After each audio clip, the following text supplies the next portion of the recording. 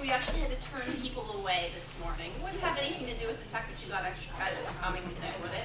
No. Okay. It is really wonderful to see you. My name is Kelly Hyder. I am the coordinator of the Breakfast and a Book program. And for those of you who have never been here before, this is a program that has been running for 7 years at IUP Libraries, and we feature faculty and the books that they've published. And so today, you're going to be treated to a presentation by Dr. Shiring, who has written a book called Professional Catering.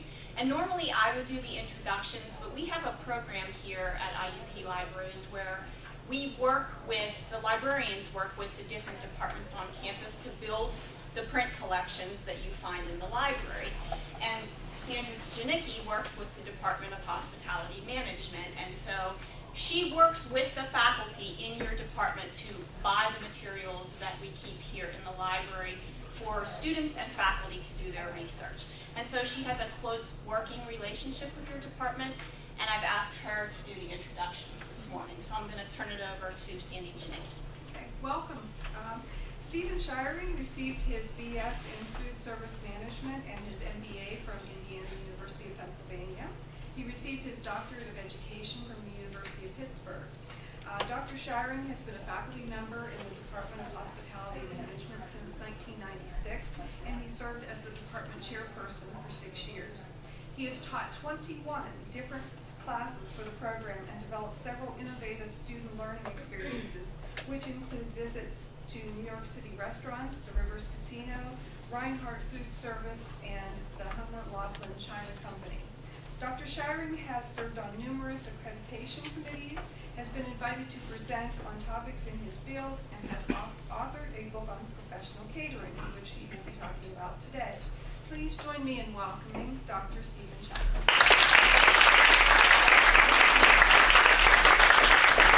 Thank you to Dr. Kreider and Ms. Janicki for inviting me here today. It's touched and overwhelmed that so many friendly faces are in the audience.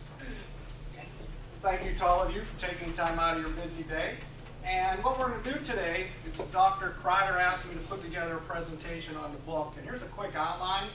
I'm going to talk about the book, the idea of the book, and what happens when you decide to think about writing a book, which includes a question, author questionnaire, talk about the publishing team, a project timeline, which means that once you agree, and the publishing house agrees that you're going to publish a book, the publisher puts together a series of events in-house where they're at and deadlines that you have to meet.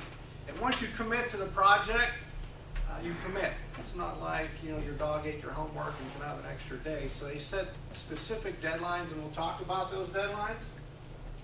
Share with you what's in the book, the content, and then the support package. And with that, I'm going to pass the book around if you'd like to take a look at it and page through on discussing. The book really came out just from an idea, and that's how everything kind of starts, just as an idea. And once you have that idea from a publisher standpoint and an author standpoint, you need to find a publisher who would be willing to work with you. And they have something called an author questionnaire.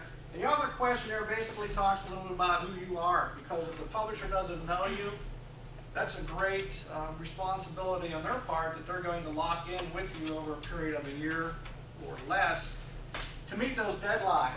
And so they want you to give a little bit of information about yourself, the subject matter of the book, the content material, a table of contents, and then a competitive analysis of the book, how it's going to fit into the marketplace, and why do you think that they should publish it, and does it have value to them, as well as to a potential reader. And there's really good books out on the market, and I'm going to share with you a little bit about how I positioned this book and how I wrote the book in order to find a little niche, a little marketing niche in the entire market that the book would fit. Jim Gish is the senior acquisitions editor, and that's who you would contact and work with Delmar Cengage Learning. Jim, and over early spring, I worked with him back and forth, and then finally, in June 2011, right here, he said, okay, let's run with the book, and he wanted to publish the book in December 2012. They put together a publishing team at the publishing house, and this is just some selected members, so as you're writing a book, you would be working with different individuals from the publishing house. And these were some of them. In July, then, June, they said, let's run with it. In July, I had a couple conference calls with the publishing team on a conference call. And basically, the team came up, and you can see the design that the team has, the physical book. Well, before they got to that physical design, they kind of asked me questions. What was my vision? Where do I see the book? How do I see it placed? Questions like that, and we had a few conference calls.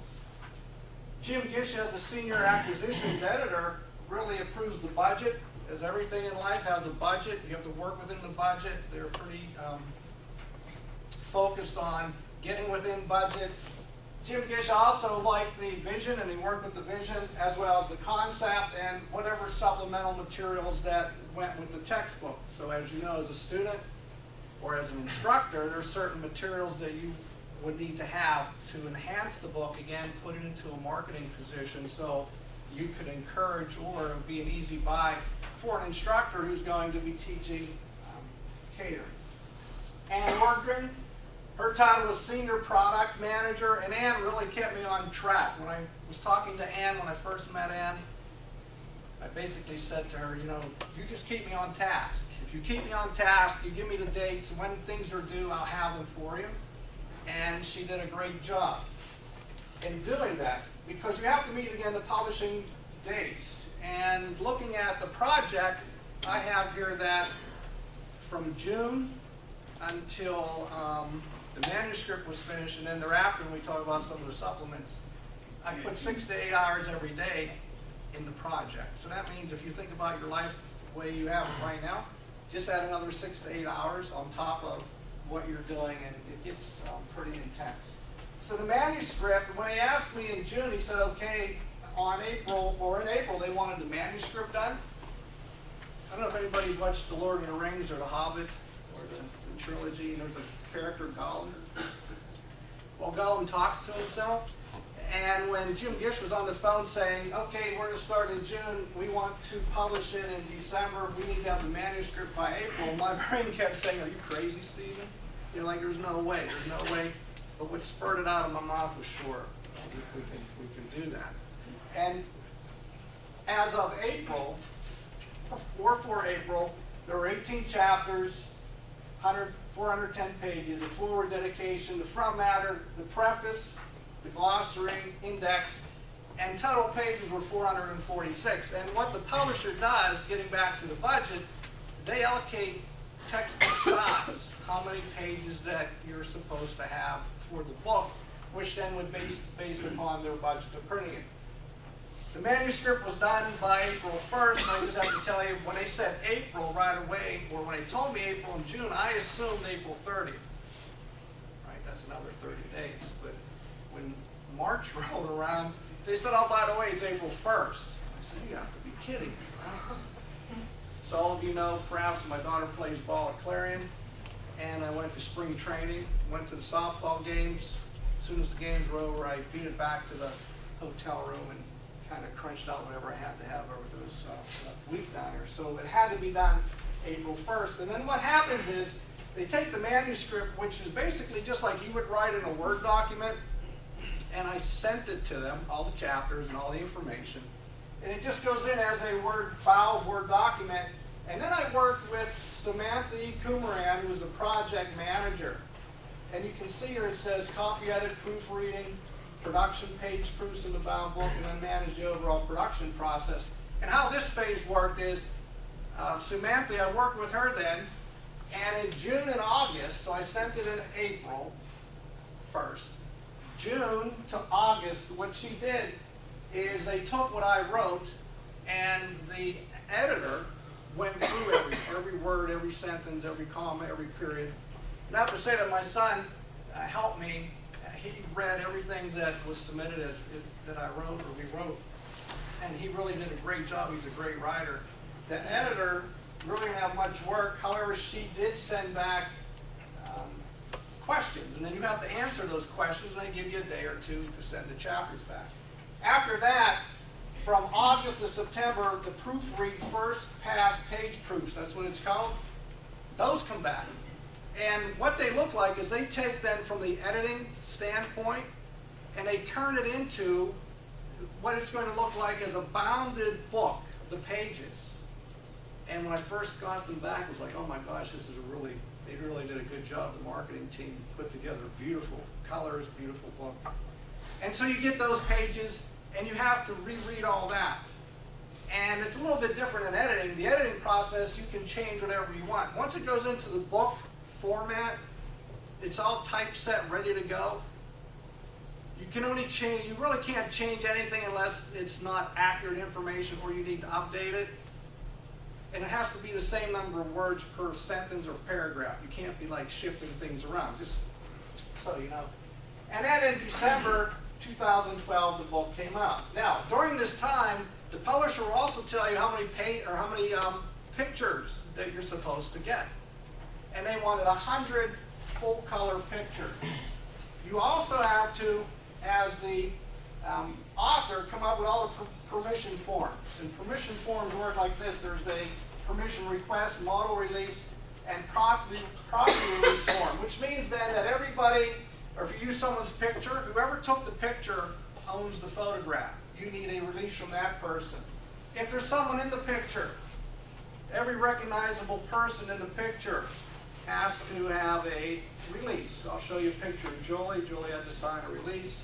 Ann, we used Ann in the videos, and Ann had to sign a release. So everybody that's in there needs to release or give permission that it's okay to use their picture, because they're really concerned about that. You're going to have global distribution of their material, and especially as an ebook going out everywhere, they want to make sure everything's covered. Then what I did during this whole time of writing and permission forms and pictures, I did a interview video series, so over 4 hours. And how that worked is they sent me cameras. And again, I had no clue how to do an interview series, but I learned real quick. I took my son along. I didn't like my helper, and we set the cameras up. And I came up with a series of questions, and I asked the person, a content expert, those questions. And you can see during the month of January through March, starting with my good buddy, Bill Jardine, ending with Mr. Miller, we did a series of interviews. And here's what then I had to do. After the interviews were over, I took and built this interview script where the question and then what chapter that question would fit, the type of question I asked, so you could see the question and then the chapter. And then on the cameras, I had a camera facing me and a camera facing the person I was interviewing. I had to lock in on the time. So then what the publisher would do is they're going to get these videos, and they'll be able to then to scroll through to those questions. And what they're doing is building, similar to perhaps some of your other classes, they'll have a student online site that you'll be able to click on and download these questions or these interviews. And for example, I'm going to show you real quick. Mr. Miller doesn't mind. Assigned release for this. Service is probably considered to be the most formal, complicated type of service. It's done a lot in restaurants who have a very low table turnover. It requires a fair amount of space between tables in a dining room because you're utilizing a trolley in order to bring either partially prepared food out into the dining room or food that you're going to prepare in its entirety at the table in front of the guest. It utilizes a small cooking stove in some menu items that's placed on top of the trolley and typically is used in a team approach to service where you have one person that will prepare the menu item and explaining what it is that they do in front of the guest and then hand that product once it's plated over to another server who will serve the guests at the table. It's very formal. It is fairly expensive because you need to purchase all of the. Okay, that should give you a good idea. And I went and interviewed. So now the student, where you're studying French service, you can go and click on Mr. Miller's interview and learn a little bit about French service. I also did an instructor's manual for the book. The instructor's manual was done in May 2012. So again, all this going on now with the instructor's manual. And that copyrighted process extended through January 2013. My greatest challenge was the month of June. I wrote 4,000 test questions every day I woke up. So whatever you did in June, just think of Shiring sitting at the computer writing test questions. And those were every day, 6 to 8 hours writing test questions, and over 4,000 questions then that went or will go with the textbook. The PowerPoint presentation, I asked the publisher if they could find someone, because those of you that have me for class know that my PowerPoint presentations go about 200 slides on every topic. This presentation has 124, and there's no way that I could condense all that information. So they kind of chuckled and said, we'll find someone. And the person who did the PowerPoint slides for the book actually took all the information, which is amazing, and put them in 10 slides per chapter. Wouldn't believe they could do something like that. I also wrote then, what the publisher wanted to have were training videos. So they said, send us some ideas for training videos. So I sent 200 topics up to the publisher, to Ann, and Ann sent back, and she put, they selected 20 out of 200. And what happened then is I had to write the scripts, just like a movie script. Every step in procedures on one of these 20 videos. I sent all that in, but not only the script itself and the procedures, but they wanted to know that we did some action stations. They picked action stations, so she wanted the ingredients, the budget, everything you would need to know to show up and then shoot these videos. In September then, I had 3 conference calls with the video team, and we read through and walked through the shoot and the scripts and tried to fine-tune all that. Here's an example of the script that I wrote. We have the shot. These would be the steps. Here, this would be the actual step that the person would do. Here's the props that you would need in the shot, and then, of course, the other information. What I did with that is I asked Mr. Miller, who's taught dining room service for about 30 years, to please review the scripts. And he was so kind to do that. I asked Ann, right here, to review the action stations, and another student who graduated in May, Mike Gibbons, to look at the service procedures, just to make sure that everything that we were going to do was done right. September 24th through the 28th, we went up to New York, to Clifton Park, New York. We went to the Vista at the Van Patten Golf Club.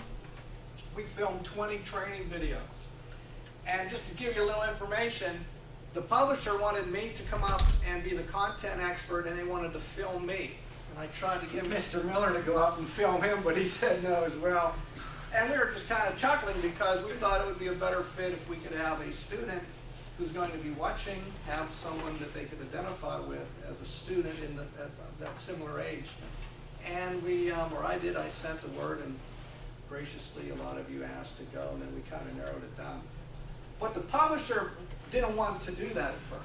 They said, no, we want you. We always have the content expert come up. And about 2 weeks, over 2 weeks, I kept saying, I can do it, but I think it'd be a lot better. And they never had a student come up and film a student before. So it's the first time they did that. Finally, they said, okay, we'll do it. And they were so happy. Ann and Mike became kind of celebrities up there at the publishing house. When we went to the corporate office on Thursday, everyone knew them in the whole place, even though they never met them, but they heard the word. On the way up in the car, I said to Ann and Mike, listen, whenever they ask me a question as the content expert, I'm going to defer that question to you. So Monday, how it started, we had the scripts, they videoed, the cameras. My job was to sit at a monitor and kind of watch the procedures, make sure they were following the right way, their hands were the right way, etc. and they would ask me a question, I'd turn around and say, hey, Ann, what do you think about this? Or, hey, Mike, what do you think? And they'd look at me like, what are you doing? So finally, it was kind of neat. By the end of Monday, early Tuesday morning, they just stopped asking me questions at all. And they'd say, hey, Ann, what do you think of this? Or, hey, Mike. Here's the Clifton Park, or the Vista at the Van Patten Golf Club at Clifton Park. It was a beautiful facility. It was a golf club. These are some of the pictures. This is the bar area outside. The dining rooms. We use one of the rooms. They let us use one of their side rooms, one of their banquet rooms. And we come up with these 20 training videos. Just to scan through them real quick. Right there. And they were a lot of fun. Here's the production team. I don't know if I've never worked with a production movie team before, video team. Those guys were just great. It was amazing. And the thing is, even though I wrote the scripts, had them all checked and verified, when you get on site, there's always changes. And you just kind of work with it. And the video team was so happy and so easy to work with in doing that. I'm going to show you a clip on the French service.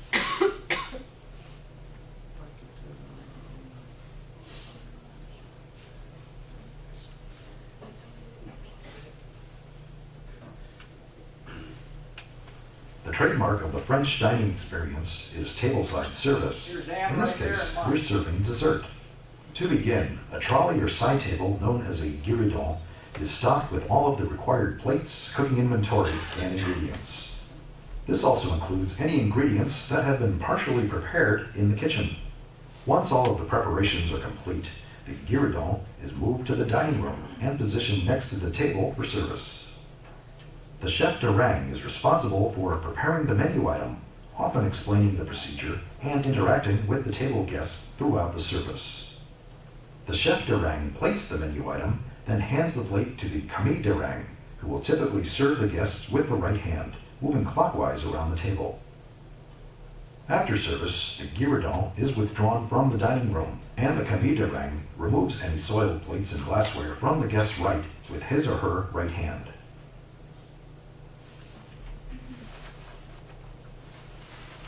See the video, or the video interview with Mr. Miller was on French service, so he talked about it, described it, and then we have the training video that shows you how to do that. It's about 2 minutes again in length. That was their goal. By the time they said a student would want to click on that, bring it in on the screen, by the time it loads, and by the time you watch it, they wanted about a 2-minute process. The whole process of filming was pretty exhausting. We started early morning. We worked through lunch and dinner, sometimes not getting out of there till early evening. And actually, when we were done, we were pretty much went to bed about 7:30. About by 9 o'clock, I'd say we were out. And then we started all over the next day. And even though it was 2 minutes, they may have shot 4 or 5 hours on just one event. So all the different camera angles, and probably made the product she was making multiple times. And I know that as soon as she was done with it, did you see they were empty when they cleared the table? The video team was just enjoying the food that were there. All right, that's a little bit about that. I just want to go through the story, the timeline story. Again, it started in June through April.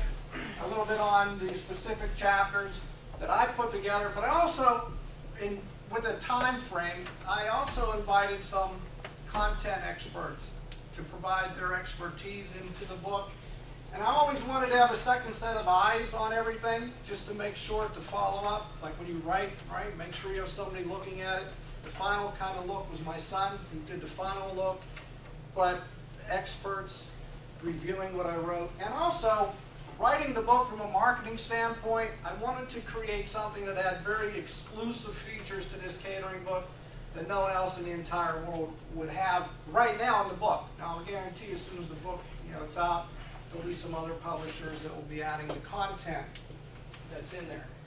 First thing was exclusive pictures. I wanted to have a lot of pictures, 100 pictures. What publishers can do sometimes is they'll go out to a stock source and they'll pull down pictures. So you may get a book that has a picture in it, and then you get another book, different topic, and has the same picture, and they use those. Well, I wanted to avoid that. I wanted to focus on the niche. The primary market niche I was writing this for was hospitality management student, and the secondary market would have been a practitioner or a professional in the field. And then what I did was, my background, is in management, marketing, and strategic planning. And I tried to take then what a concept from a catering concept of what a caterer does and weave it against and match it against the strategic planning, marketing, and management concept. How it kind of got started way back when is I worked 10 years for a good friend of mine, Bill Jardine. Jardine had a restaurant and a catering operation in Sarver, Pennsylvania. And he was an exclusive as well as a preferred caterer in many properties in western Pennsylvania. He was pretty much a legendary kind of guy. And I worked for him for 10 years. For example, we did weddings, social birthdays, corporate accounts. We also, during the summers, he had the catering account at Ottawa Park, so we would load the trucks up, off-prem catering, load them up early morning, Saturday and Sunday, when families or businesses would come into Ottawa for their corporate picnic. Jardines would be doing the catering. However, the client didn't know that. They thought it was Ottawa Park. So every weekend in the summer, I was at Ottawa cooking on large charcoal pits, loading the trucks, bringing it back, and doing it all again on Sunday. It was a lot of fun. So writing the book, basically, I asked the question, what does a caterer do? And then I created all these little bubble diagrams, just like you teach you in school, right? Come up with a differentiation look. What I try to do is write from the content that whoever's reading the book would know little or nothing about the subject of catering. So I try to start from scratch. Second, again, weaving those management, marketing, and strategic planning concepts in. Number 3, come up with some general objectives for the chapters and some key terms. 4th, ingredients for success, tips from the trade, and then review questions and a little case at the end. But if you look at the ingredients for success, for example, those were kind of things that emerged from talking with professionals in the field, little bits and pieces of information that really only a caterer would know and to share. What I did then is I took those bubble diagrams, put together an outline, and that outline became these chapters in the book. The first section, or part 1, deals with defining what catering is. The second part of the book deals with the catering operation, taking you through the steps of actually the task that a caterer would do. And then number 3, part 3 would be, I call it gaining a competitive advantage, from the strategic standpoint. What are some of the things that a caterer can do that would provide for them an advantage in the marketplace? So, how it started and what I did as a format, I went to my friend Mr. Bill Jardine, the caterer. I took the bubble sheets and outlines and I sat and I recorded an interview with him. Tell me, Bill, what does a caterer do? Tell me about purchasing, equipment. And we just chatted. And then what I did is I transcribed all the entire interview. And then from that transcription, I started to look at it, kind of mining information from it, and wrote the chapter and embedded then the marketing, strategic planning, and management concepts into our discussion. I then used that same format. I went down to my good friends at Homer Laughlin China Company, Mike Koch and John Marino. They helped me with Chapter 11, procuring equipment, China, tips from the trade. I interviewed them for the video interview. Mr. Dan Williams was is the director of marketing, and I wanted to get then 100 pictures, right? I wanted to get very unique pictures that no one else in the world would have in a catering book. And so I went down to Homer Laughlin, which is one of my favorite companies, and they worked extremely well with me. What they did is they downloaded pictures from their catalog, as well as we staged some pictures. We went into their quality control room, and you can see here, Robert Schumann, he's a quality control operator.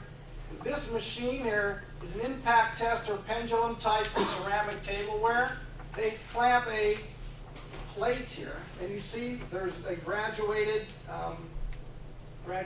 along here, notches, and there's numbers there, and then he has a pendulum. And he's able then to test the quality or the endurance of the plate, the rim, depending upon the type of plate you buy.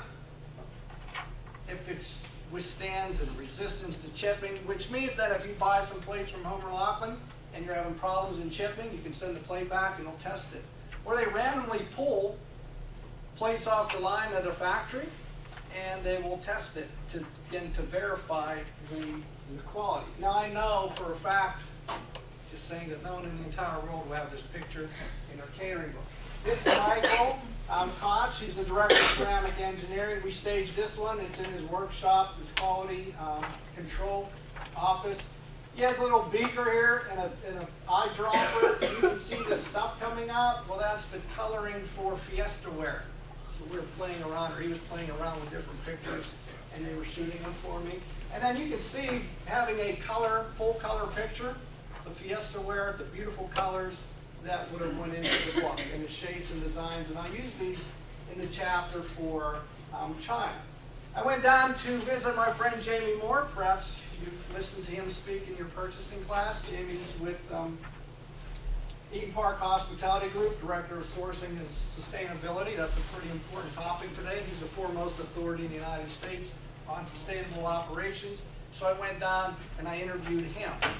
And how I wrote the chapter is I really don't want to talk about sustainability per se, but what I did was, speaking with him, I wrote a chapter from a strategic standing point of view on how a caterer could, in their operations, utilize their model to create a strategic plan to become a sustainable caterer.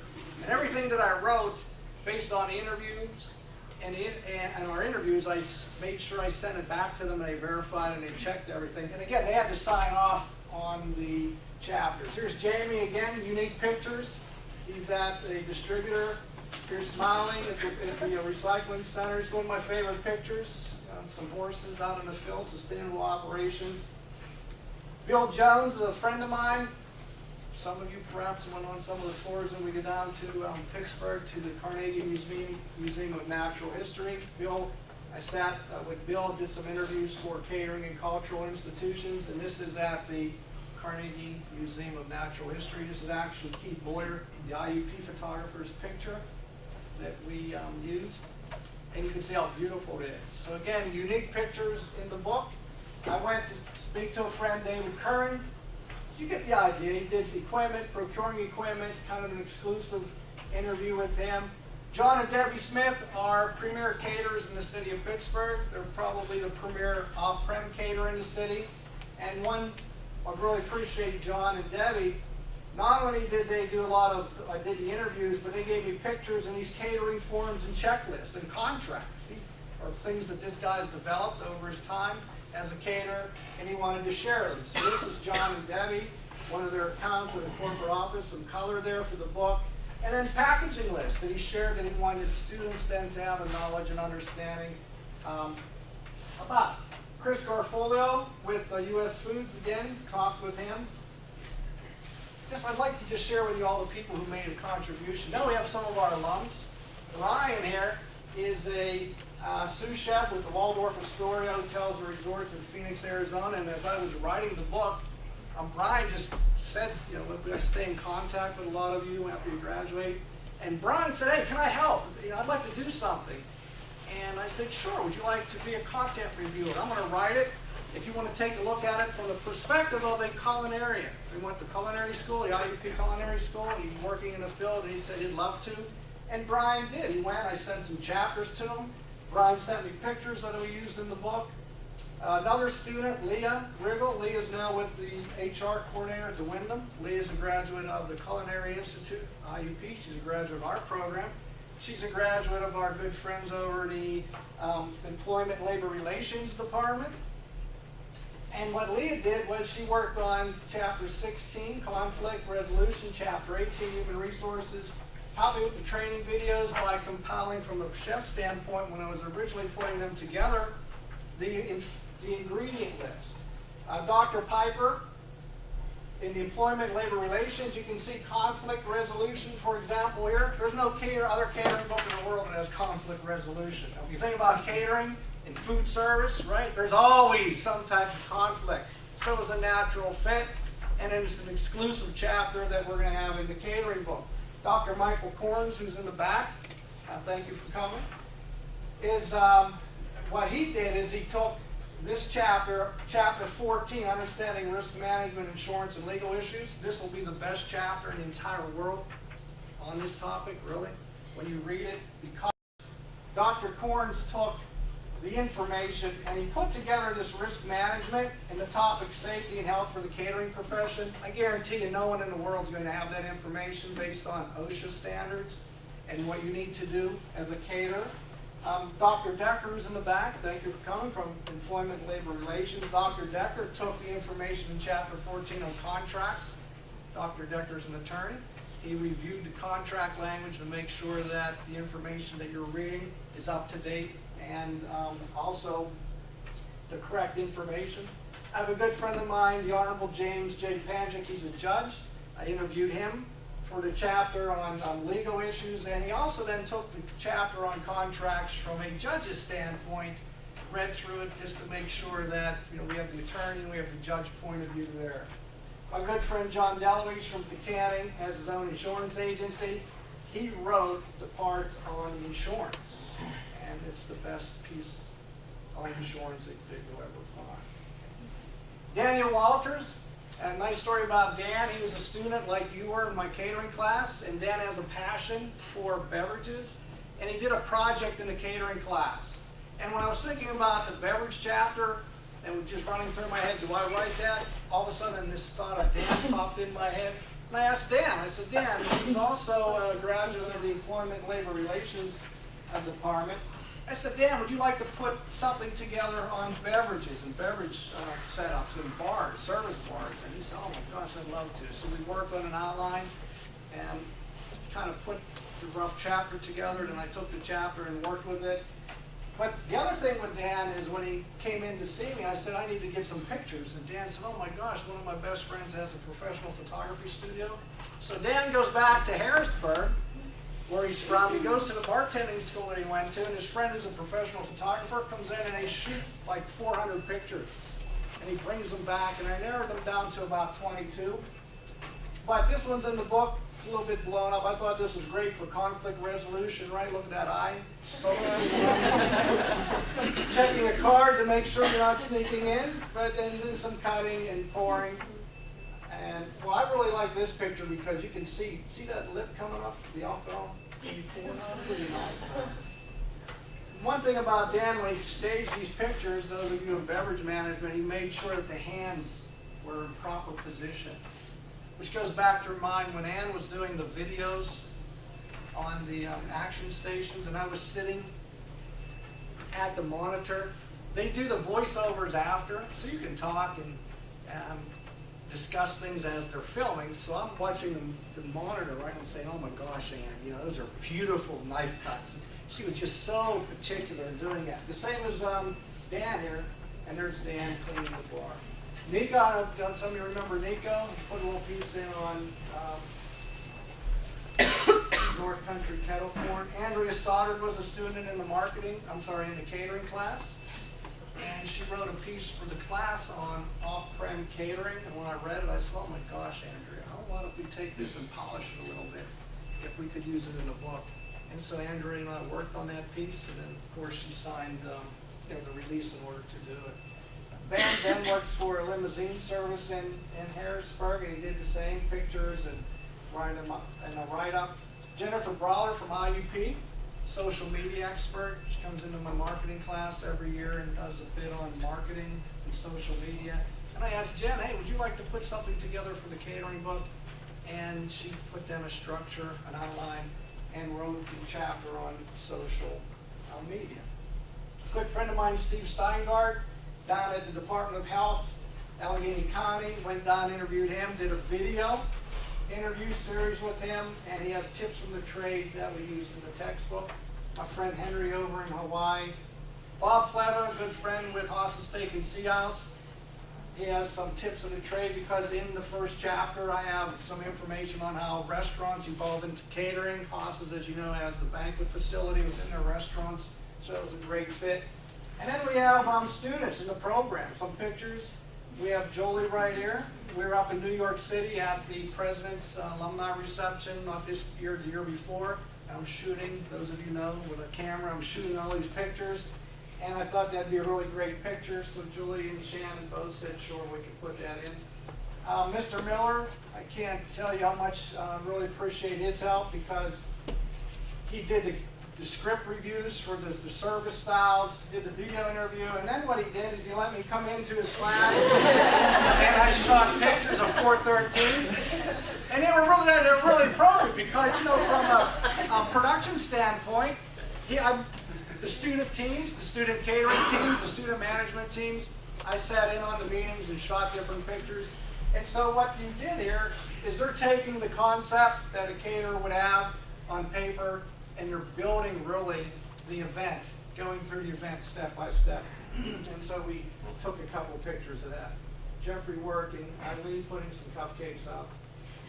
Jennifer Babaz is one of our alums at the Skytop Lodge. She's an assistant wedding coordinator. And just to share with you the number of alums, it was just so, I guess to use a Disney term, magical, that people who are in the field, former students, said, hey, I want to help. How can we get involved with your project? Natalie Dunlap, another alum, she's at the catering sales manager at Chestnut Ridge. Same thing. A lot of help, participation, here's some other points. Susie Miller, who's at the Sheraton. Jordan Kowalczyk's down at the Club Medea in Florida. He sent pictures. It's just been a great help. Keith Boyer, the IUP photographer, we used some of his work. Former student Leslie, my son and I, she was the manager over at Ruby Tuesday, so we called her, said, can we need some pictures. So out of those 100 pictures that you have, I used the ones that, for example, we staged some, and then I needed to get some specific pictures, so I followed Mr. Miller around for certain chapters, and then we staged Leslie here at the Salad Bar, taking some pictures, David and her, which is used in the book. Jennifer Curry, who's an alum of Employment and Labor Relations in our program. She's worked in the field, hotels, and private industry, for example, but she's also now an event planner. And Jennifer wrote a really nice piece for me in terms of being the event planner, how the event planner works with the caterer, and we put that in chapter number 4. Okay. And then finally, I can't say enough for the family, especially my son, who I really bounced a lot of work off of, at least his perspectives and his thoughts. He's going to school. He's at Georgia Tech now for quantum chemistry, a PhD in quantum chemistry, so his brain works a little different than mine, which was good because I would throw these ideas at him and he'd look at me and say, no, I don't think so, Dad, or try this. And what we did is we brought him into the Ellenwood as well, and he shot a couple pictures that we used on the equipment. And then certainly the rest of the family, the wife Tammy and Samantha and Elizabeth, because when you spend about 6 to 8 hours a day, locked in your little hole, they kind of let you alone. They're probably glad I was wasn't around. And then our little dog, my daughter's dog Excalibur, little Yorkie, I would take little refreshment breaks with him and take a walk, clear the brain, and come back. Okay, so that's pretty much all I have.